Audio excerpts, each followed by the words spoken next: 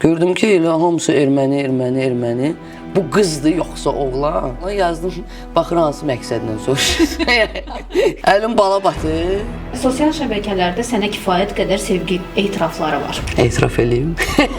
Girirəm səhifəsinə görürəm akası oğlandı. Xoşuma gəlmirdi, biraz xətrimə dəyirdi. Yaxınlaşmağa qorxdum, bir də məni də bıçaqlayar. Ehtiras hissini sevgi ilə qarışdırırlar. Gedim özümə botoks vururum. Ondan sonra mən belə təvabatda olacağam. Namiq Ağayevin atan olduğunu artıq bütün respublika bilirik. Namiq Ağayevin Vüsalə ilə evliliyi sənin ərgənlik dövrünə təsadüf elədi. Rumiyə bunu necə qarşıladı? Ümumiyyətlə Vüsaləni qəbul eləmək mərhələsi çoxmu çətinliklə keçdi, yoxsa çox rahat qəbul olundu mu mərhələ? Yox, gəl o mövzunu bağlayaq, bir də açmayaq, xahiş edirəm.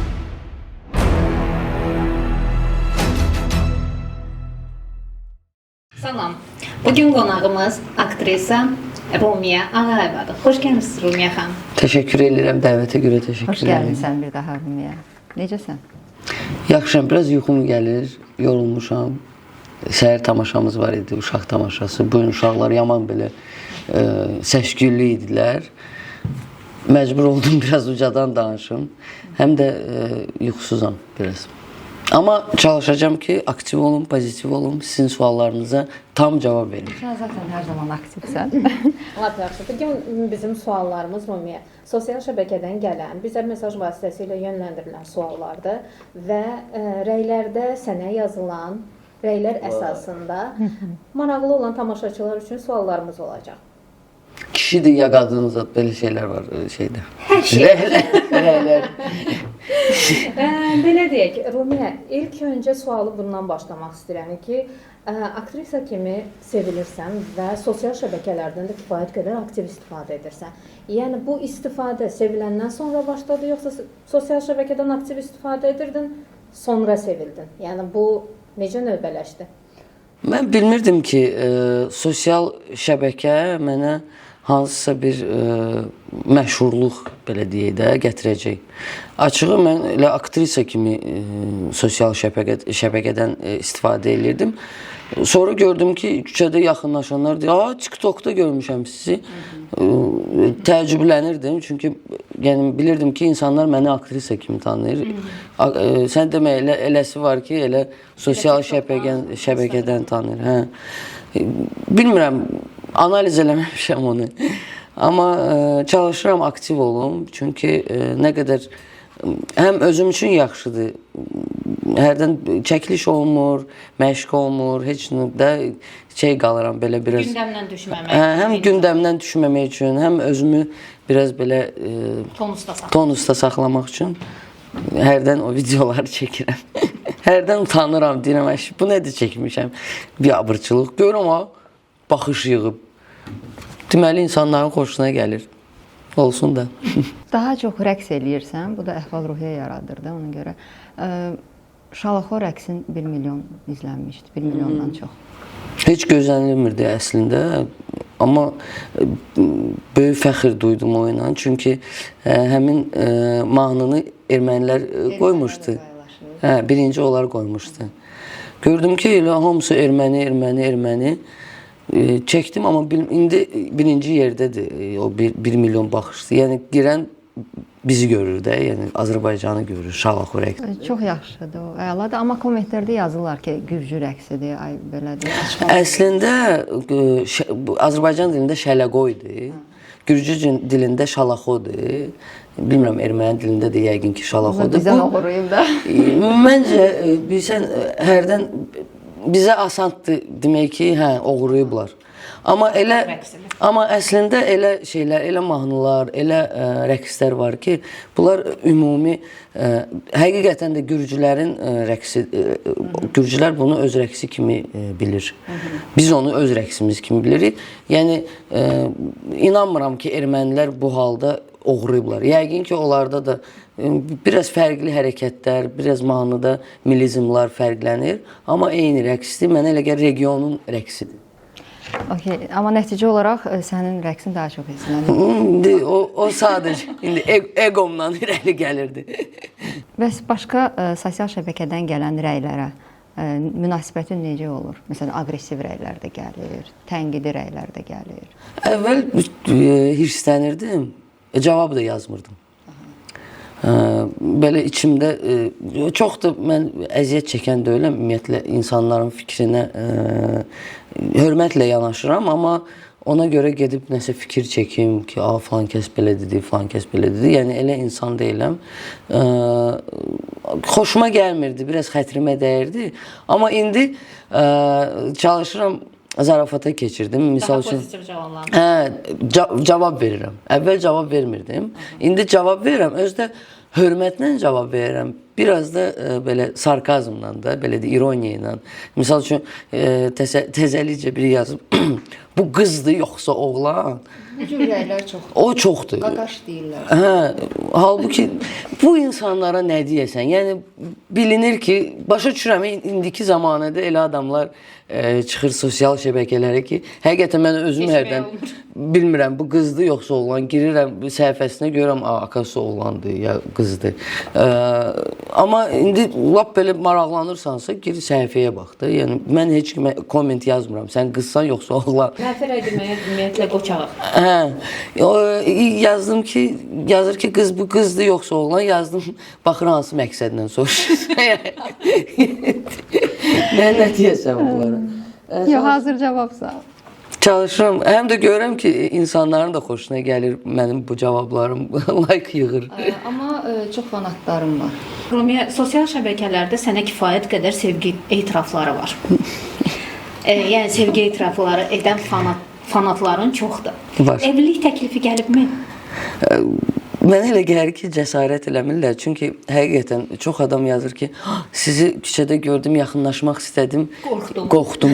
Var idi elə bir komment ki, yaxınlaşmağa qorxdum, birdən məni də bıçaqlayarsınız. Bıçaqlayarsınız, döyərsiniz, nə bilim, nəsə acı söz deyərsiniz. Amma əslində mən çox mülayim və mehriban insanam. Yəni bunu biləsiniz. Yaxınlaşan da sonra xoşbəxt uzaqlaşır, ayrılır. Elə dünən marketdə bir oğlan var idi. Özüm şəklimizi çəkdim. Telefonu yox idi, işçi idi. Deyir, telefon bizə icazə vermirlər.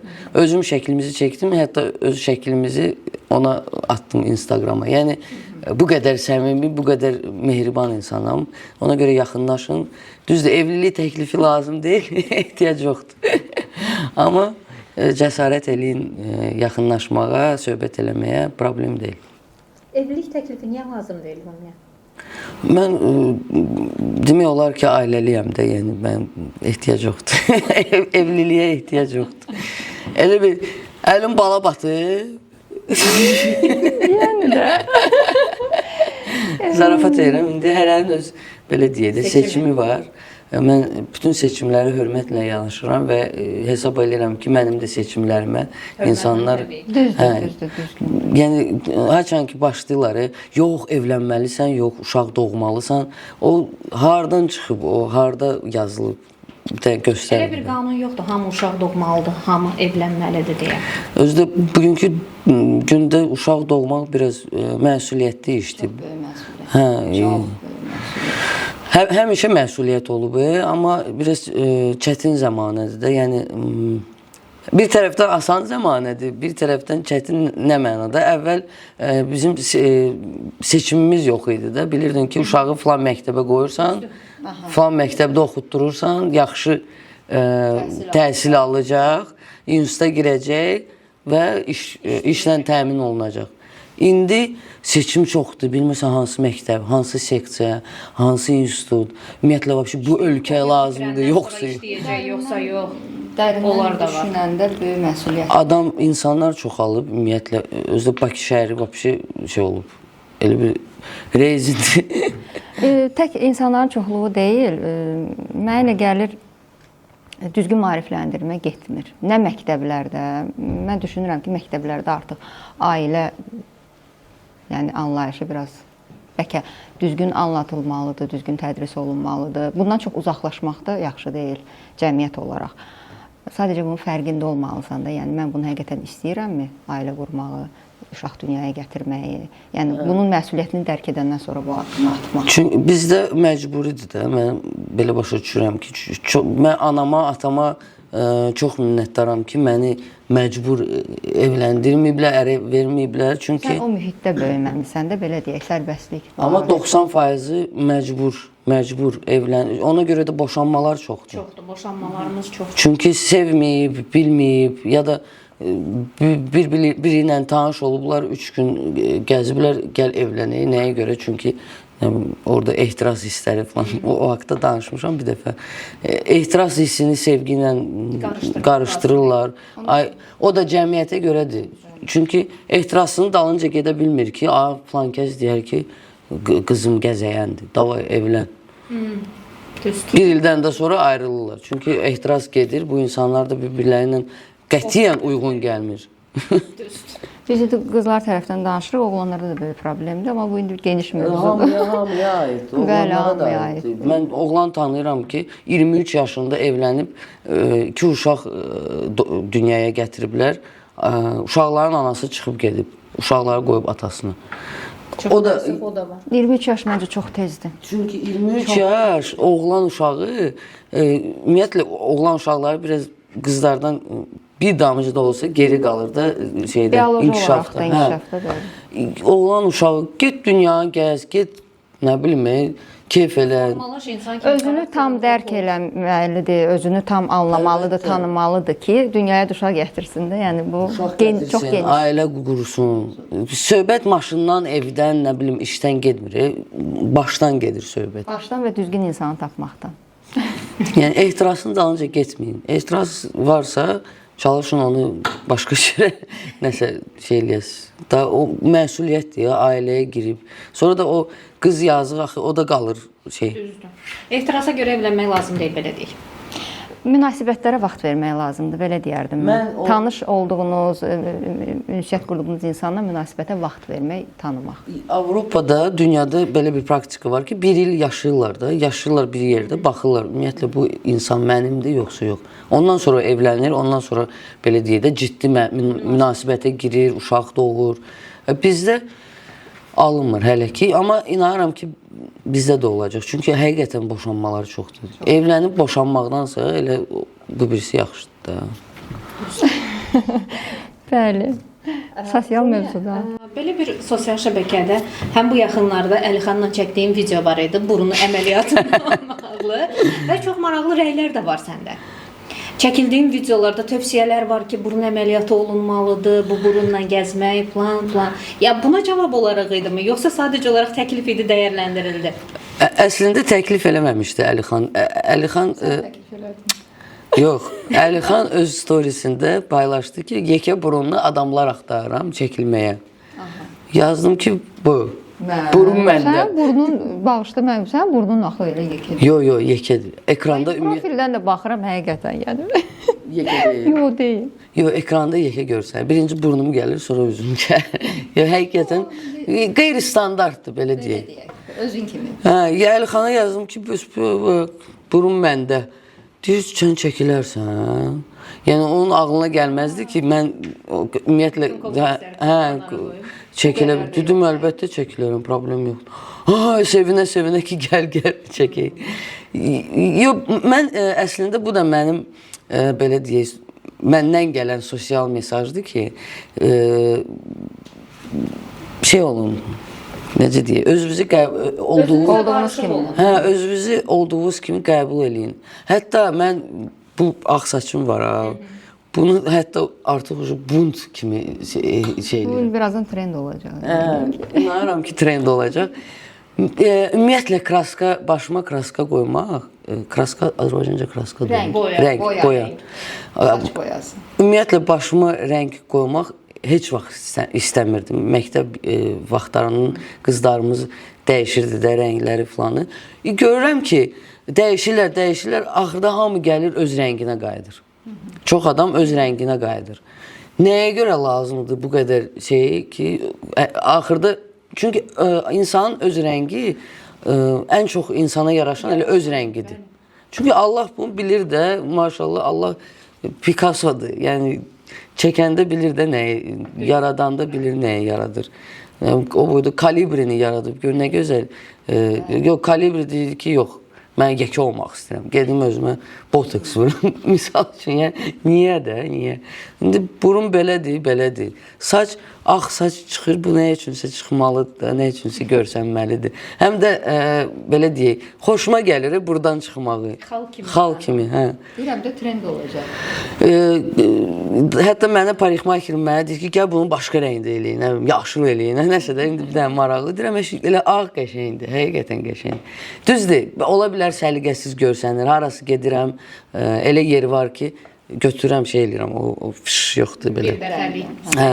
Ondan eləyirəm ki, bilirəm ki, orada çox adam deyəcək mənə ki, səliqəsiz görsənirsə. Özdə şey başlayırlar, aktrisasan, eləməlisən. Bax, ondan ümumiyyətlə hissənirəm. Aktrisa təbii olmalıdır, bacardım. Yox, kraskaladım ki, ondan sonra mən belə tələbatda olacağam. Yox, kraskalamışam da eyni şeydir, kraskalamamışam da. Belə deyək də, aktrisa bacardıqca təbii olmalıdır ki, roldan rola girəndə, yəni ona uyğun dəyişsin imici, bəlkə bu tərəfdən baxalım. Tərtəmizəm, ağ şey kimi, vərək kimi, nə istəyirsiniz eləyə bilərsiniz. Kraska barədə, rəng barədə, saç boyası belə deyək də barədə səninlə tamamilə razıyam. Çünki mən də çox gec boyamışam və indi bir müddət mən də ara verirəm. Çünki saçın keyfiyyətini öldürür. Keyfiyyət çox ölür. Keyfiyyətini öldürür. Biraz daha çox buruq idi. Kraskadan sonra biraz nəsə düzəlib. Onsuz da teatrda saçımızın keyfiyyəti ölür. Çünki nəsə də fen, men, parik, marik, o birisi ucuz lak, məsəl üçün. Çəkilişdə eyni. Yəni, niyə görə bu yazıq dincəlsin də heç olmasa başımı deyirəm saçımı. Saçla bağlı da marayələr çoxdur. Boyatmaqla bağlı. Yəni, belə deyək də, cavablarından belə bəlli oldu ki, daha çox oyunun keyfiyyəti, nəinki aktrisanın zahiri görkəmi. Düzdür, orada bir qız mənə dirəşdi. Dedim da, yəni, özünüz bilərsiniz. Mən belə fikirləşirəm, siz belə... Yox, düzdür, yaxşı... Bilsən, mən diskusiyaya açıq insanım. Normal diskusiya olanda mən açıq insanım. Təhqirə keçmədən. Hə, təhqirə keçmədən, yəni təkliflərə açığam, yəni seçə bilərəm də. Hərdən deyirəm, hə, düz deyir, gərək biraz belə eləyim.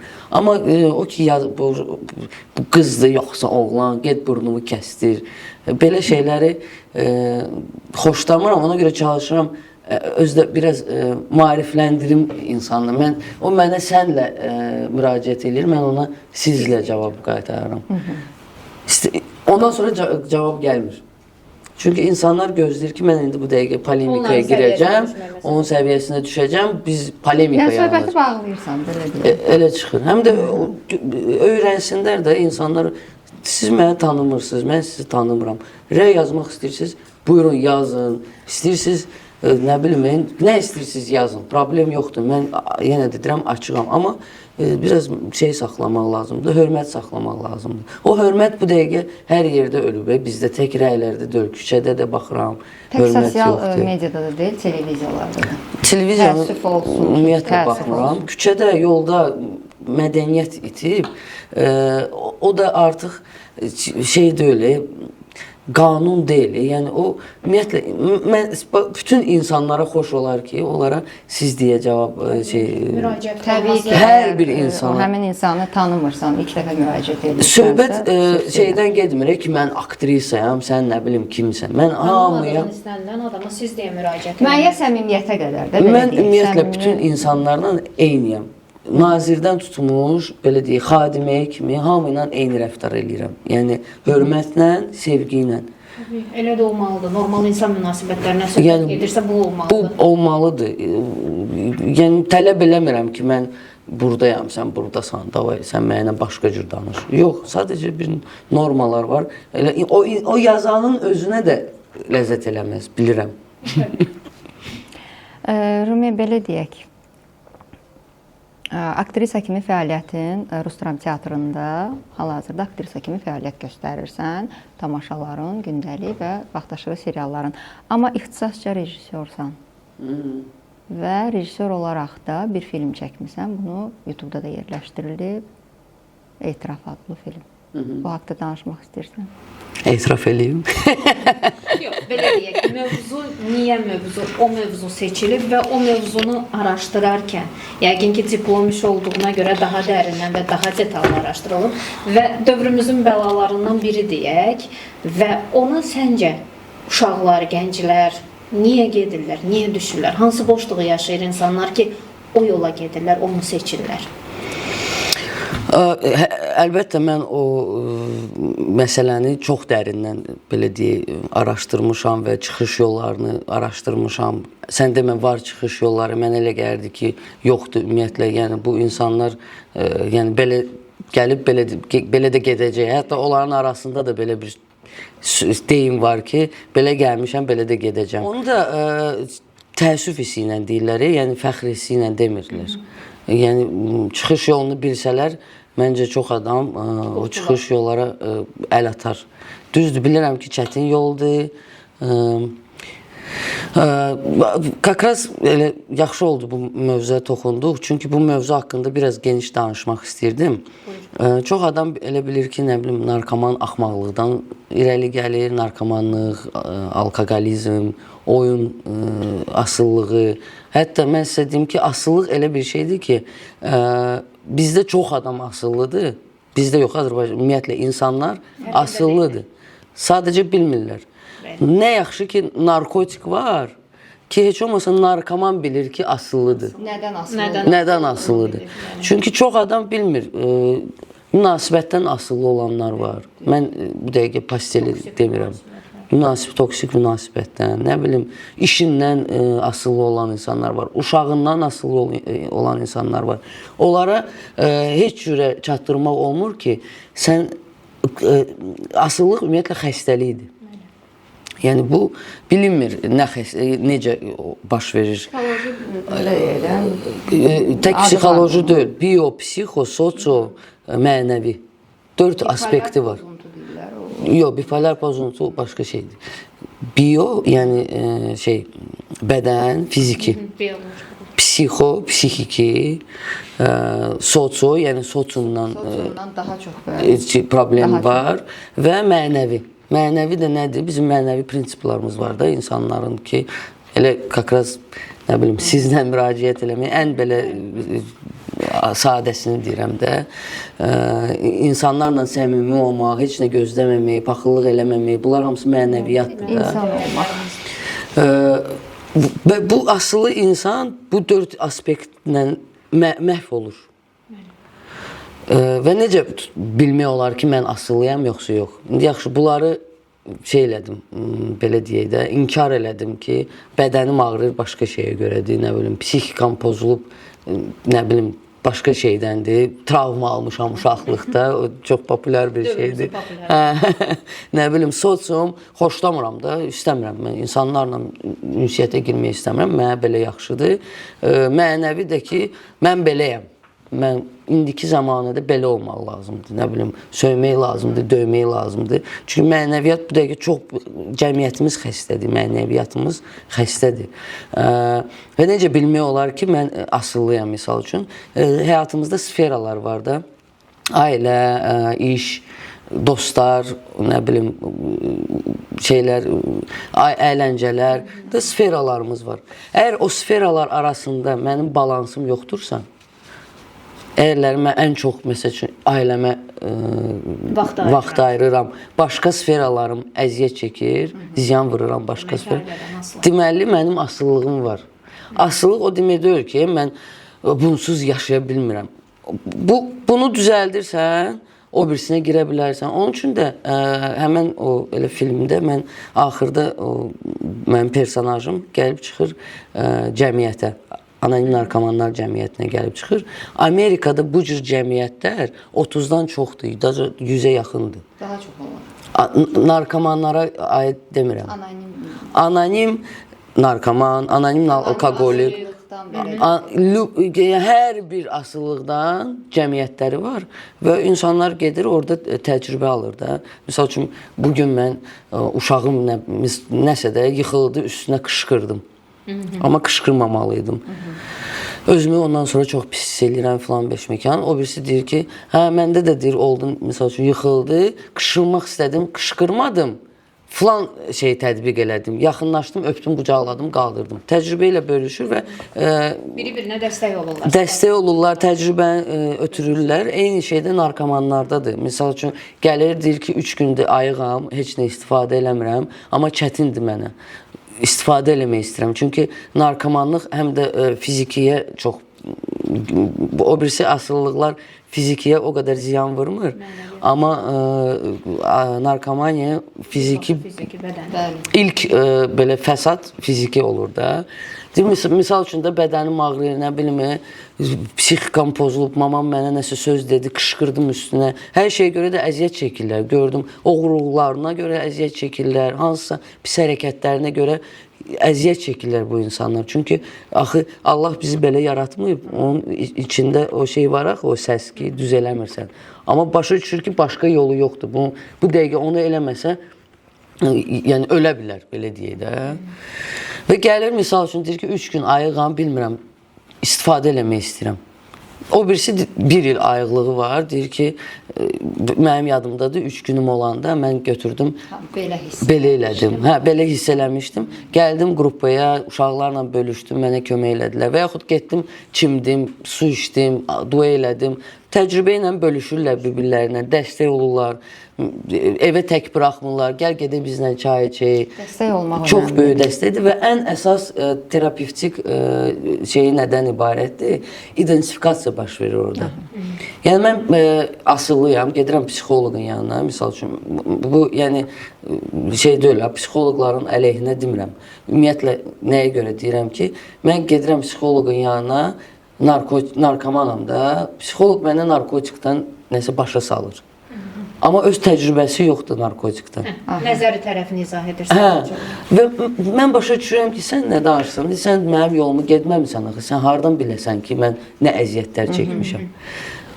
Ona görə çox vaxtı alınmır. Eyni yolu getmiş adamların tövsiyələri daha yaxşı. Amma ora git düşəndə identifikasiya baş verir. Mən sən danışanda başa düşürəm ki, eyni hisslər, mənim yaşadığım o da yaşayır. Eyni yaşamışıq.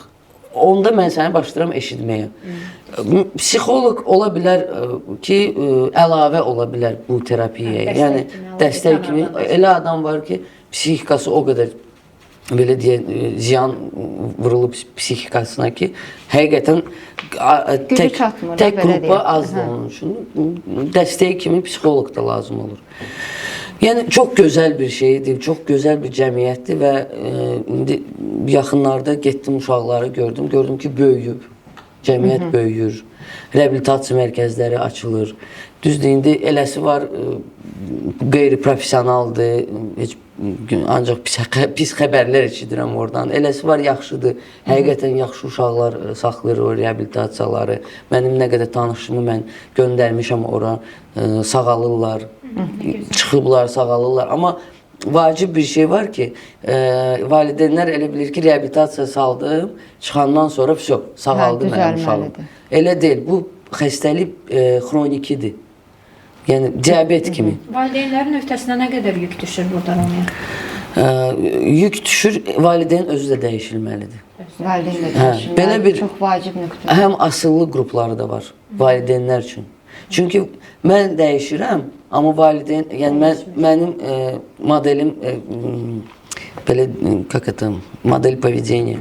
Davranış. Mənim davranış modelim dəyişilir. Mən başlayıram inkişaf eləməyə insan kimi. Amma valideynlər eyni davranışda qalır. Axı, onlar da xəstədirlər. Onlar həm asıllıdırlar. Onlar da öyrəşiblər ki, münasibətlərin kökünü nəzərdən keçirmək lazımdır. Onlar da öyrəşiblər ki, həmişə mən oğlumu ya qızımı mən geri hardansa çıxardım, nəsə kömək eləyim. Giperopeka, giperzabota, onlar hamısı həmin o yazığı qaytarır təzədən həmin o vəziyyətə. Romiya, cəsarətli aktrisa kimi tanınırsan. Ümumiyyətlə, rəylər də sizi cəsarətli aktrisa olaraq qeyd edir ki, vurub yıxan qızlar, Zəhər Tuluğunda kifayət qədər cəsarətli obrazlarınız. Ümumiyyətlə, bu cəsarət xarakterdən irəli gəlir, yoxsa qadağa olmayıb heç vaxt qarşınızda ki, bunu eləmə, bunu oynama, buna getmə? Mənə elə gəlir ki, həm xarakterdən irəli gəlir, həm də ailədən gəlir ki, biz ailəlicə hamımız incəsənət adamlarıyıq. Babalarımdan tutmuş, anam atama kimi də, yəni və sənətə görə hər bir addım ata bilər, yəni yaxşı mənada. Ona görə mənə sənətdə heç vaxt qadağalar qoyulmuyub. Yəni istədiyimi sənətdə eləmişəm. Nəsə təklif eləyə bilərlər, deyə bilərlər ki, yaxşı olmadı Rumiyə, bəlkə bunu eləməyəsən falan. Amma belə deyim ki, qadağa kimi sənətdə yox. Həyatda qadağalar olub. Amma bütün qadağaları pozmuşam. Həyatda hamımızda yox, uşaqlıqdan çox bu ümumiyyətlə üsyançı uşaq olmuşam. Xarakterindən gəlir məncə. Hə, xarakterimdən gəlir. Hansısa müddətə kimi o mənə ziyan vururdu o xarakterim. Çünki düz elə qadağalar var ki, onlar pozulmasa yaxşıdır da. Amma indi artıq dərk etməyə başlayıram, müdrikləşirəm, böyüyürəm. Həmən o üsyankarçılıq hardasa mənə kömək eləyir. Nəyə görə? Qorxumun üstünə gedə bilirəm. Çox şeydən qorxuram da, amma qorxumun üstünə gedirəm. Yəni qorxuları deyirəm, normal qorxuları demirəm. Yəni damdan tullanmıram. Amma səhnəyə hər dəfə çıxanda qorxuram. O həyəcan və məsuliyyətdir. O da qorxudur da, həyəcan qorxudur da, həmin hisslərdir də. Sadəcə bu azalır, çoxalır, baxır da indi şeyə. Hər dəfə, amma deyə bilərəm ki, yox, aktrisa nədir, qorxuram, misal üçün. Və yaxud hətta o fahişə rolunu oynayanda belə qorxu hissi var idi məndə. Amma cəmiyyətdənmi qorxu idi ki, necə qarşılayacaqlar, yoxsa nəyin qorxusuydu o ilə? Yəqin ki, o bizə yeyildilir, baxı, o ki, cəmiyyət nə deyəcək. O hara fırlansam, o dınq arada məndə çıxır da ki, birdən deyərlər, bu nədir? Necə qarşılandı ümumiyyətlə? Çox gözəl, çox gözəl. Düzdür, yenə də insanlarımız fərqlidir. Küçədə yaxınlaşıb 50 manat vermək istəyən də olur. Döymüsən? Yox, mən yenə də deyirəm, çox mülayim adamam, mehriban adamam. Və ya zarafatla yola salmışam, ya gülmüşəm, yola vermişəm. Çünki mən evdən mədəniyyət görən insanam, baxmıyorum, belə şeyəm. Amma mədəniyyəti bilirəm və durub indi kimdənsə. Arada olur, düzdür, hirslənərəm, nəsə insanlarla şeyə girə bilərəm. Buna pozitiv tərəfdən baxaq. Nə qədər yaxşı ifa eləmisən o rolu ki, inanıblar. Hə, inanıblar. Yox, çox yaxşı qarşılanıb. Həqiqətən o boyda filmdən bir balaca epizoddur, amma insanların yadında qalıb. Yox, yaxşı ki çəkildim. Çox sağ ol, Talib. Rumiyə, mənə maraqlıdır. Bəs Rima xanımın fikri, nənənin fikri, sən ifa elədiyin rollara necə reaksiya verir? Çox yaxşıdır.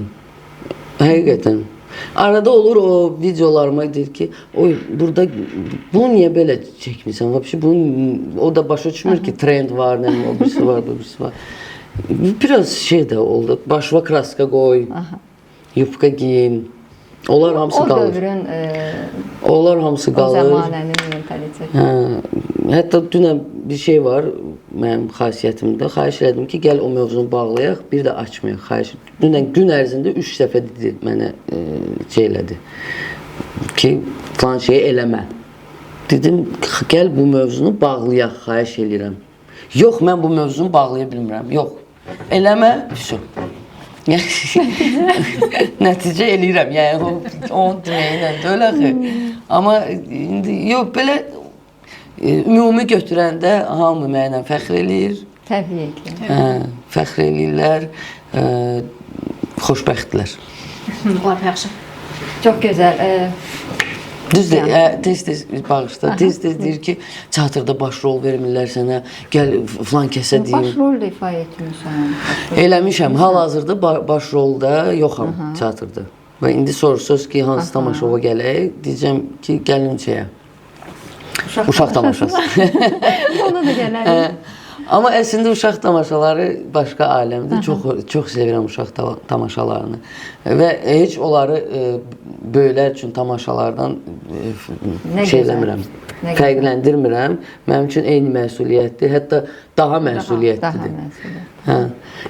Hirslənmir, heyfslənir ki, baş rolu yoxdur. Hansı tamaşova gəlib sənə baxmaq istəyirəm. Bəlkə filan kəsə zəng eləyim, deyim ki, sənə rol versinlər. Bəlkə filan kəsi tez-tez görürəm, deyim sənə rol versin.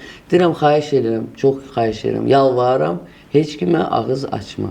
Çünki bizdə tez-tez başqa cür anlayırlar. Sən xahişi yetirirlər yerinə, sonra da bir 10 dənə də minnət qoyurlar üstünə. Mən elə şeyləri xoşlamıram. Çünki özüm istəmirlər, lazımdır. Əvvəl ona görə heyfslənirdim mən də. İndi hal-hazırda görürəm ki, deməli, Allah Taala mənim üçün bugünkü gündə onsuz da Allah Taala mənə elədiyini eləyir. Yəni, mənə nə lazımdırsa onu verir. Kinoda da başrol verib, serialda da başrol verib, nə bilim. Onlar hamısı mən hesab edirəm ki, mənim üçün həyatın yəni şeyidir, məqsədidir. Həyatımın məqsədi başrol oynamaq deyil. Mənim həyatımın məqsədi insan olmaqdır.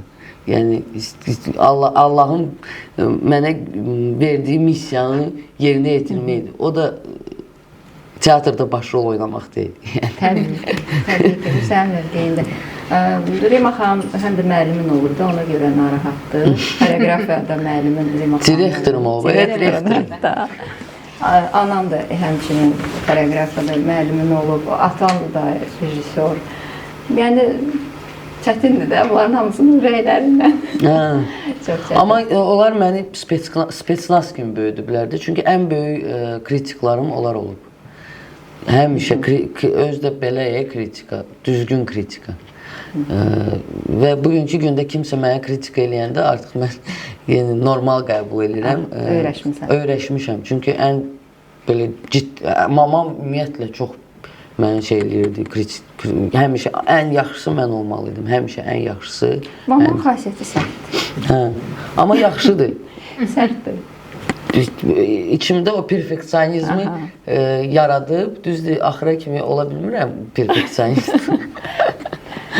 İndi, amma minnətdaram, mən valideynlərimə minnətdaram ki, məni boya başa çatdırıblar, belə yetişdiriblər. Rumiyə, açıqlamalarında sosial şəbəkələrdə aktyorların əməyinə verilən dəyərlə bağlı fikirlərim var. Maraqlı fikirlərdir, dəyərsizləşdirildiyini düşünürsən və verilən maddi qonorarların az olduğundan bağlı və tamaşaçılar da səni dəstəkləyir. Bir aktrisa olaraq ümumiyyətlə necə düşünürsən? Yəni, nə olmalıdır ki, bu problem aradan qalxsın? Yəni, aktrisa, aktyor çəkildiyi filmə, reklama, yəni lazımi dəyəri almaq üçün nə baş verməlidir? Mənə elə gəlir ki, bütün aktyorlar cəmləşib, biz olub, eyni qiymət desək, bu problem aradan qalxar. Çünki elə olur ki, mən misal üçün deyirəm, filan qiyməti deyirəm, başqa aktyor başqa qiymət deyir, başqa aktrisa. Məndən az deyir. Bizdə də daha çox belə deyək də, sənət haqqında düşünürlər. Sonra düşünürlər. Çəkiləndən sonra. Onda da gec olur. Onda da gec olur. Bunlar da düşünür ki, əşi, bundan sıxıb alarıq Urmiyədən istədiyimizi. O ucuzdan. O da yazıq, onu da günahlandırmıram. Hamımız evimizə bir para çörək aparmaq istəyirik də. İndi kimi üçünsə o summa normaldır, kimi üçünsə normal deyil. İndi onun üçün normaldır, ona razılaşır. Amma başa düşmür ki, bazar ölür də. Amma həvəskarlar da çoxdur da. Həm də həvəskar çoxdur. Həvəskarlar biraz. Amma həvəskarlar da peşəkarlar əvəz eləmirlər axı. Eləmirlər, amma mənə çox maraqlıdır ki, yenə də onlara müraciət olunur. Yenə də rejissorlar müraciət edir həvəskarlara. Bilmirəm, vallah bilmirəm nəyə görə. Hara gedirsən büdcə haqqında həmişə hamı belə üzr istəyirəm ağlayır. Ən belə deyək, bomba productiondan tutmuş, elə belə tələbələrə kimi hamı deyir ki, büdcəmiz azdır. Mən artıq gedib gonorar haqqında söhbət eləyəndə gedirəm ha o söhbəti. Bilirəm ki, o fraza olacaq. O sözü mən eşidəcəm. 99 da tam 99 mən o sözü eşidirəm. Rumiyə, amma sən də az büdcə ilə də çəkilmirsən. Sadəcə bilirəm ki, baxmısan ssenariyə, işə, belə deyək. Hətta bir dəfə demişdin ki, imkanım olsaydı mən ümumiyyətlə yaradıcı insanlardan almazdım o qonorarı. Yaxın dostları yəqin nəzərdə tutmusan. Çünki işə güvənmirsən yəqin ki. Elə Alatavanın özü də çox az qonorar var idi. Əvvəlcədən belə danışıldı. Amma yenə deyirəm ki, orada yenə də nüanslar var da. Hardasa mən az deyə bilərəm, hardasa çox deyə bilərəm. Mən ümumi, bayaq dediyimi ümumi şəkildə deyirəm. Təbii ki, orada haqlısan. Az qonorara nəyə görə razılaşdım? Həm uşaqlar çox, yəni hörmət elədiyim uşaqlar idi, talantlı uşaqlar idi. Həm də ssenari xoşuma gəlib. Ona görə razılaşdım və düz də elədim. Yəni perspektivli iş idi, gözəl iş alındı. Çətin oldu çəkilişlər, çətin oldu uşaqlar. Yəni orada gördüm ki, həqiqətən büdcə azdır. Amma nəticədə iş yadda qaldı. Yəni yalandan deyilmir. Amma iş yadda qaldı, iş keyfiyyətli iş oldu. Ən azından bir MK müddət obrazı danışıldı. kifayət qədər məşhurlaşdı. Sosial şəbəkələrdə də Rumiyə yox, daha çox MK olaraq. Artıq ikinci adım MK-dır. Yox, baxıram bu kommentlərdə MK olaraq müraciət edir. Sizin MK. Amma MK deyiləm həyatda qətiyyən. Yəni Sualım elə o olacaqdı ki, sosial şəbəkələrdə, yəni belə rəylərə baxanda hamı sizi vurub yıxan, döyən, çapan, belə. Yəni bu obrazla sizin real Rumiyə arasında nə qədər yaxınlıq, nə qədər uzaqlıq var? Ola bilər içimdə o kimdirsə o var belə adam. Amma ondan istifadə eləmirəm.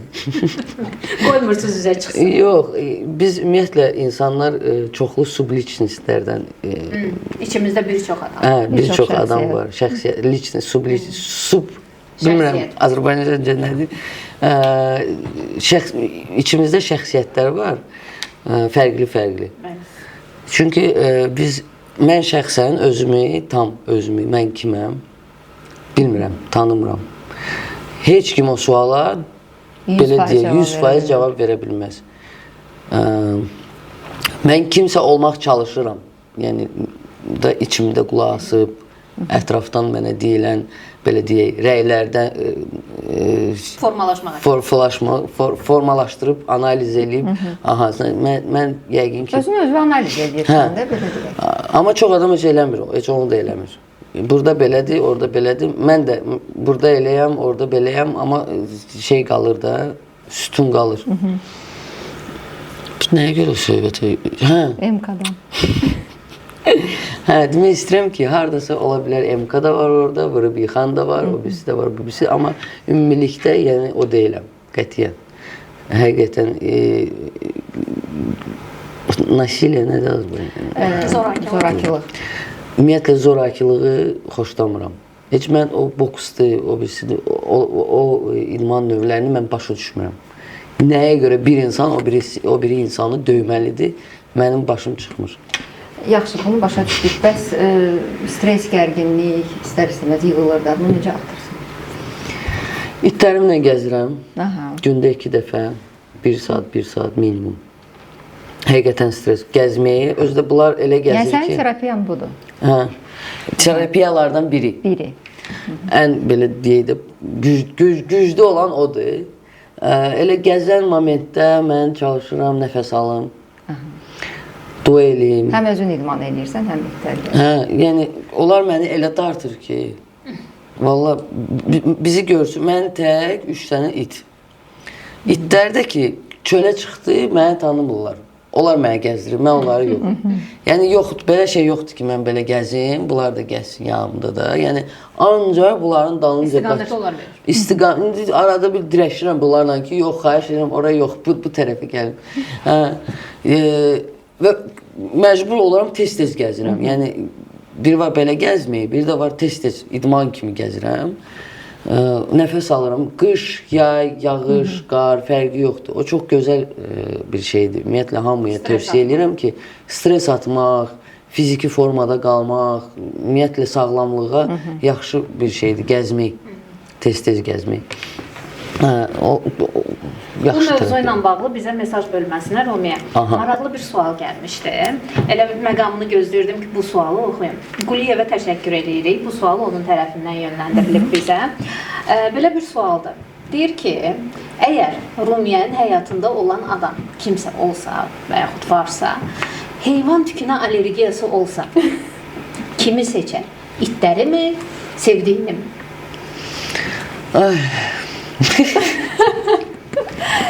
Çox çətin sualdır. Çox çətin. Həqiqətən, çünki bizim evdə padruqamın bir uşağı olub və biz artıq 10 ayı var, 10 aylıq uşaqdır. Biz çox Allah qorxurduq ki, saxlasın. çox sağ ol, çox qorxurduq ki, birdən bu uşağın bir yerdə qalırıq da, itlər, pişiklər hamısı bir yerdə. Birdən bu uşağın allergiyası olar. Hətta getdik o bahalı analizi də verdik ki, dəqiq yoxlayaq. Şükür Allaha çıxmadı o allergiya. Amma biz qalmışdıq ki, birdən onları neyniyəcəyik? Bax, həqiqət, mən o sualın cavabını heç bilmək də istəmirəm. Yəni, o, ümumiyyətlə, bilirsiniz, bax, sən sual verdin, hə? Mən nəyi düşünürəmsə, mənim başıma o da gəlir. Qorxanda insan başına o Və gəlir. nədən qorxuramsa, o mənim başıma gəlir. Mən ona görə çalışıram, hətta özümə tez-tez deyirəm ki, heç nədən qorxma. Heç nədən, bax, gəlirəm, misal üçün, intervyudur da, həyəcan hissi. Heç nədən qorxma. Çünki qorxan kimi, həmin o şey, bax, keçən həfə 7 gözəl tamaşası, yenə, keçən həfə də danışmışam onu. Çox çətin tekstdir, üstəlik dişimi çəkdirmişəm, çoxdan da oynamıram. Yenə həyəcan keçirdirdim, teksti təkrarladım, hər şey çox gözəldir. Çıxanda şeyi gördüm, Maksud Mamedov var, bizdə aktyor var, onu gördüm. Birdən yadıma düşdü ki, o mənə həmişə deyir ki, orada teksti biraz tez dinlə, mən deyir, bıçaqla ilişib qalıram, tez demək lazımdır ki, tez hərəkət eləyim də. Saldım onu beynimə. Saldım, ucu yadımdan çıxdı ya, amma şuur altında qalıb. Özü də o yeri çox gözəl bilirdim. Yəni, haradasa çaşırdımsa da, iminli bu yerdə mən çaşmırdım heç vaxt. Gəldim, o yerdə çaşdım, bir sətri demədim. İndi bundan sonra fikirləşirəm ki, mənə lazım, özümü saldım, zibilə. Gəldiyi fikir rədd elə çıxsın, geçsin. Yəni, o fikirdə ilişmək lazım deyil. O qorxularda ilişmək lazım deyil. Ona görə olmayacaq belə bir şey. Elinə yoxdur, olmayıb, yoxdur və olmayacaq. Heç nədən qorxmayın. Yox, bu təcrübə ilə bağlıdır. Bu təcrübə deyil ki, olmayacaq. Olacaqsa belə vəziyyətdən çıxış yolu tapacaqsın. Tapacam 100%. Ümumiyyətlə, heç nədən qorxmamaq da, həm də bu Allaha etibardır da, mənim fikrimcə. Yəni, mən həqiqətən etibar edirəm və çalışıram hər gün onu özümə, belə deyək, yadıma salım ki, mən Allaha etibar edirəm. Çünki çox çətindir, ilk başlayanda çox çətindir. Necə, mən hər şey kontrol eləməliyəm, həyatımı kontrol eləməliyəm. Bu daha çox məndə var, yoxsa? O da deməkdir ki, mən verirəm. Allaha, ya və yaxud indi kimsə Allaha inanır, kimsə, nə bilim, Vselennaya deyir, kimsə energiya deyir. Yaradan. Hə, mən Allah deyirəm də, şeydən, dindən qıraq, yəni heç bir din mənim üçün, belə deyək, üstünlük, heç bir dinə üstünlük vermirəm. Din teması ayrıdır. Hə, haçan ki, mən başlayıram kontrol eləməyə. O deməkdir ki, mən Yaradan işinə müdaxilə edirsən. Deyirəm ki, sən bir dəqiqə saxla, burada mənəm, qardaş. Burada Allah mənəm. Məsləhətləşirsən, o hamımız Yox, məsləhətləşmək başqa. Sən deyir, səndən hərəkət, məndən bərəkət. Bax, bərəkət sözünü indi dəyişəkdir, məndən rezultatıdır. Nəticə. O nəticənin onsuz da onluqdur. Mən hərəkətimi eləyirəm. Haçan ki, mən başlayıram nəticəni eləməyə, gözləməyə və nəticədə o mən istədiyim də olmur. Nə qədər mən ziyan vururam özümə, nə qədər mən sonra insanlara ziyan vururam ki, necə mənim istədiyim alınmadı. mən ki o boyda yolu elədim, getdim. Misal üçün bu günləri oturduq, 3 kamera çəkdik. Nəticəni başqa gözləyirdik. Nəticə başqa oldu. Məcbur oldu ki, kameraya Nə oldu? Bir şey baş verdi. Yox, söhbətimiz çox gözəl. Yəni həyatda da elədir də. Deməli belə olmalı idi. Etibar eləmək çox vacibdir. Həm özüm o yük gedir. Özünü Hollywood ulduzu kimi görürsən və bunu iddia edirsən və bunu demisən. Yaxşı eləmirsən. Amma bu böyük müzakirələrə səbəb olur. Çox naha yerə. Çox naha yerə. Yəni nəyim əski idi ki şeydən, Hollywooddan, Hollywood ulduzundan. Bizə görə heç nə yox. Amma bunun üçün nə edirsən, bax o mənə maraqlıdır. Məsəl üçün Ora getmək üçün. Yəni ora getmirəm. Mənim Hollywoodum burdadır. Yox. Ora bilsən o uşaqlıq arzusu idi. Real danışsaq məni Hollywoodda bilmirəm indi Allah Taala belə istəyəcəksə, heç nə eləməsəm də məni aparacaq, qoyacaq o Hollivooda. Faktiki olaraq Hollywoodluq bir şey gəlmir. Hollywoodun iyi gəlmir. Amma Hollivoodu özümüz yaradaq. Niyə yaradaq? Davam eləyək yaradaq. Nə mənada demirəm, indi bizim bəzi filmlər var ki, həqiqətən keyfiyyətli filmlərimiz var. Çıxır var, ortalığa. seriallarımız da var. Yavaş-yavaş inkişaf eləyirik. Söhbət mən o Hollivoodu deyəndə aktyorlara, ümumiyyətlə yaradıcı insanlara olan münasibətdən gedir söhbət. Minimum şeylərdən. Çəkilişdə bir treyler aktyor üçün, nə bilim, su istədi bir su. Çünki mən çəkiliş zamanı fikirləşməməliyəm ki, mən harda gedim, harda gedim oturum, harda gedim suyum. Bir də ağız açmaq da olmur ki, bir dənə boğazım quruyub fikirləşsən ki, indi abed yeməyə arası olanda verərlər də su. Yəni onları aktyor düşünməməlidir. Nəyə görə? Ona görə ki, yox, ki mən aktyoram. Yox. Çünki nəticədə tamaşaçı aktyorun üzünü görür. Üzünü görür, aktyorun keçirdiyi hissi keçirir, onun vəziyyətini yəni, yaşayır. tamaşaçı baxmır ki, bu rejissor bunu necə qəşəng çəkib. Yəni olur, indi səhnələr olur. Tamaşaçı nəticəyə baxır da, amma prosesi yəni ona görə aktyor o şeyləri düşünməməlidir. Tez-tez olur çəkilişdə mənim mübahisələrim də olub bu haqda. Kaprizli aktrisa da deyən olub. Yəni bizimkilər ümumiyyətlə bilmir ki, kapriz nədir və tələb nədir. Onları çaşdırırlar. Çox adam tələb də deməyə normal şərait. Yəni bu normaldır. Yəni bu tələb deyəndə ki, mən heç onu tələb eləməməliyəm. o şərait yaradılmalıdır sadəcə olaraq Amma aktrisa və aktyor üçün. Məcbur eləyirlər ki, mən öz qonorarımı tələb eləyim. Yəni o dərəcədə olur bizdə.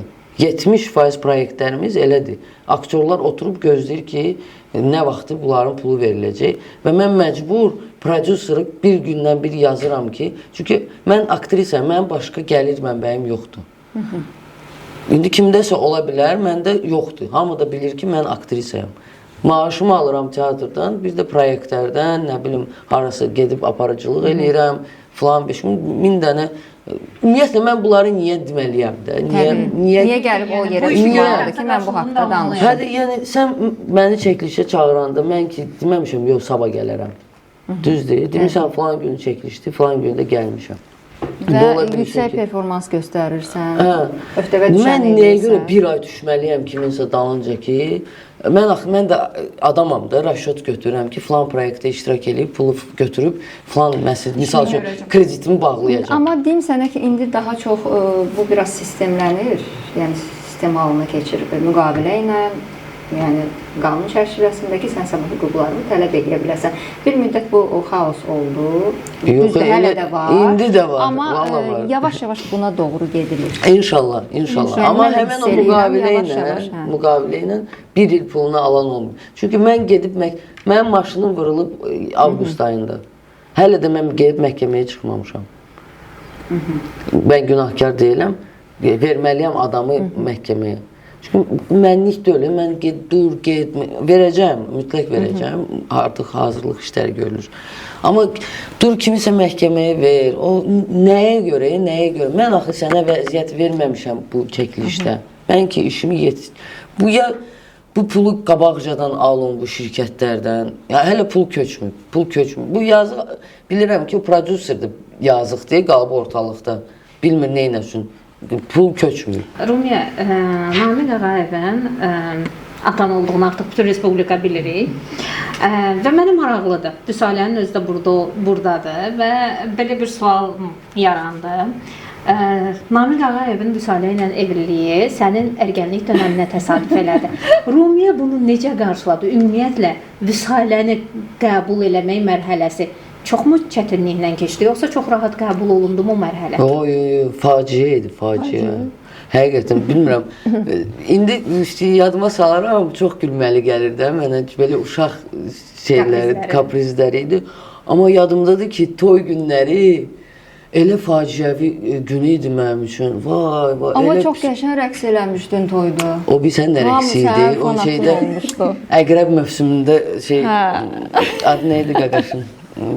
Aktyorumuzun adları yadımdan çıxır. Qəşəng bir dənə belə rəqs eləyir, belə ağlamaq rəqsi idi də, yəni başa düşdün. Əqrəb mövsümü hansında? Birincidə. Birincidə. Manafın rəqsi var. O belə bir şey idi məndə. Başa düşdün. Yəni Hikkə. Hikkə. Amma çox qəşəng oynamışdın. Bizə onu hiss elətdirmir. Yox, mən özümə söz verdim ki, mən çünki papa məndən xahiş eləmişdi. Biz axı ondan qabaq səninlə konfliktimiz oldu. Amma ondan qabaq biz neçə dəfə küsüb barışmışdıq. Yox, belə yox. Biz bir dəfə küsdük. Bəli. Biz çox da yadımda deyil. Amma Küsünüzün mərhələsini yaddan çıxartmaq. yadımdadır ki, mənim üçün toy günü faciə idi. Yəni o yadımdadır. Hətta hisslərim yadımdadır. Belə dostumu da yığdım toydan sonra. Yox, toydan qabaq dostumu yığdım ki, mənə gəl dəstək ol falan. Gedək bomba qoyaq. Yox, sadəcə dəstək lazımdır. eləyirəm. Gətirdi məni toydan sonra apardı. Belə çox pis idim. Sonra illər keçdikcə başladım, bunu çevirdim zarafata ki, zato siz atovuzun toyunda oynamamısınız. Ay sağ ol. Zato. Bir də Vüsaləni hansı etapdan sonra qəbul elədim, tam qəbul elədim də. Ondan qabaq belə şey idi hələ. Gedib gəlirdim. Gedib gəlirdim. Evdə konfliktim oldu, evdəkilərlə, anamla. Və gəldim, Vüsalə oldu yanımda. Belə pis çıxmasın, şey kimi çıxmasın, serial kimi çıxmasın. Və çox böyük dəstək oldu. Düzgün sözlər dedi mənə, düzgün yönləndirdi. Elə elədi ki, mən elə bir anamı bağışlayayım. Yeni yetmə də, yəni nə fikirləşirəm də, anam belə, mən gedirəm, evdən çıxdım, getdim. Və çox düzgün məni yönləndirdi və düzgün başı saldı. Ondan sonra başqa gözlə baxdım Vüsaləyə, doğmalaşdıq falan. Ondan sonra başladıq dostluq eləməyə. Yəni nəyə görə hörmət edirəm ona ki, baxmayaraq ki, yəni deyə bilərdi ki, sənin anan pisdir, düzələməyib də. Yəni deyə bilərdi, rahat, yəni o moment qəşəng momentidir, istifadə eləyə bilərdi. Yeni yetməyəm. Mən də deyəcəkdim, pisdir, sən yaxşısan. Hə də, misal üçün. Amma yox, o elə elədi ki, mən yəni həm ona hörmət eləməyə başladım, həm anamı nəyə görə bu hərəkəti elədiyini başa düşdüm və anamla da barışdım. Mən də bir balaca aydınlıq gətirim, Elnarə icazənlə. Həmin dövr çox adam yəqin ki bilir, bilmirlər. Bizim aramızda elə də böyük yaş yox da 6 yaş fərqimiz var. Sən də mənim bacımsın. Yəni o dönəm mənim üçün də çox çətin dönəm idi. Çünki mən də Namiqlə olan münasibətlərimə görə evdə valideynlərimlə yəni o gərgin münasibətdə idim. Və yəni bəlkə də ona görə mən də səni anladım. Çünki mənim də öz anamla da müəyyən konfliktlərim var idi. Yəni o dövrü əslində biz bir yerdə keçdik. Və yaxşı ki də keçdik və yaxşı ki də bugün burada oturub bu barədə danışa bilirik. Ona görə də çox sağ ol. Yəni sənin də mənə dəstəyin olubdu. Çox sağ ol. Ümumiyyətlə bizim, üzr istəyirəm Elmar, bağışla, qurban sənə. Bizim ailə dramı çox maraqlıdır. Biz dramanı biraz humoristik. Qeyri-adi ailəmiz var. Yəni belə deyək də, bir qovumuzun toyu oldu. Orada deməli oturub papa, sağında sən idin, solunda mama. Qeyd edeyim ki, anam birinci yoldaşıdır, Vüsalə üçüncü yoldaşıdır. Yəni başqa söhbətdir. Atam elədir ki, Bilməyənlər də hər şeyi bilir. Yox, bilsinlər də, yəni elə çıxır, ailə zad dağılmamısan. Yox, estağfurullah. Hə, birdən, yəni atam kimi sevir, qaqaş, onu alır. Başqa söhbət yoxdur. İndi toyda oturmuşuq, qohumlar da indi toydan toya da görüşürük. Başa düşə bilmirlər ki, bir tərəfində... Birinci, üçüncü Hə, hamısı bir yerdə oturub. Mama da belə eləyir, bir Salənin tarelkasına nəsə qoyur ki, gələ bundan da götür, bundan da yiyin, nə bilim. Sonra çaş-baş qalmışdılar. Amma çox gözəl modeldir. Mən fəxr edirəm ki, mən belə modeldə böyüdüm. Travmalar almadım, belə deyək də. Olsa da o dillərə indi travma. Keçə bildik də bunu. Yəni düzgün keçdi o travmaları, belə deyək. Gözəl. Yaxşı ki varıq. Halleluya. Təşəkkür edirik Rumiyə. Gözəl söhbətə görə, səmimi cavablarına görə dəvətimizi qəbul etdin. Minnətdarıq sizə. Yaradıcılıq uğurları arzulayırıq. Mən də sizə. Növbəti layihələrimizdə yenidən görüşməyi ümid edirəm. Mən də sizə uğurlar arzu edirəm. Bağışda deməliyəm bu sözü. Mən istəyirəm ki, sizin YouTube-da milyondan çox prosmotru, yəni baxışlarınız olsun. olacaq da. Sən indi bir dəfə gəlirsən, ayağın yüngüldür, biz davam edirik. Ya Allah, getdi. Belə yeni layihələrdə görüşmək ümid edirəm. Amin, amin. Sağ olun. Növbəti görüşlərə dək. Sağ olun, hələlik bizi izləməyə davam edin.